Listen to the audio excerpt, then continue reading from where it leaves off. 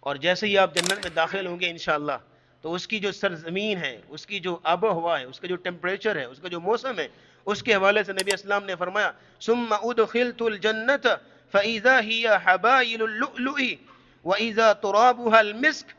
نبی اسلام نے فرمایا جنت کے اندر جو نیچے مٹی ہے وہ ساری کی ساری کستوری کی مٹی ہے۔ آج دنیا کی جو مٹی وہ نہیں ہے، کستوری کی مٹی ہے۔ اور اس کے ٹیمپریچر کے بارے میں، اس کی آب و ہوا کے بارے میں نبی اسلام نے فرمایا متکئین فیہا علی الارائک لا یرون فیہا شمسا ولا زمہریرا۔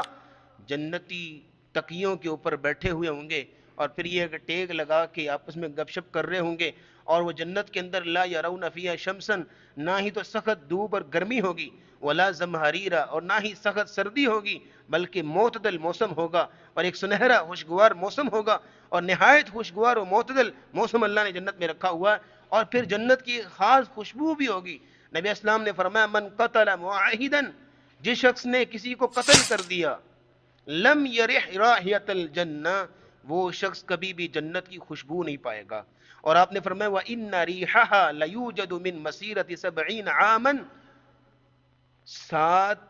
70 عامًا، 70 سال کی جو مسافت ہوتی ہے نا، نبی اسلام نے فرمایا اتنی مسافت دور بندہ ہوگا تو اس کو جنت کی مہک آنا شروع ہو جائے گی، اتنی دور تک۔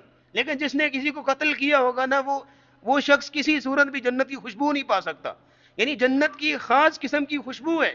اور جیسے آپ جنت میں داخل ہوں گے، اس میں پھر انشاءاللہ درخت بھی ہوں گے۔ اور آپ نے فرمایا ان فی الجنت لشجرا، اس میں ایک طرح کے درخت نہیں ہوں گے، کئی طرح کے، بلکہ ایک درخت آپ نے فرمایا یسیر الراکب الجواد او المدمر السریع 100 عام ما یقطعها، اگر ریس کے لیے تیار کیا ہوا گھوڑا 100 سال تک بھی دوڑتا رہے تو اس درخت کی چھاؤں نہیں ختم ہوگی، اتنا بڑا درخت ہوگا۔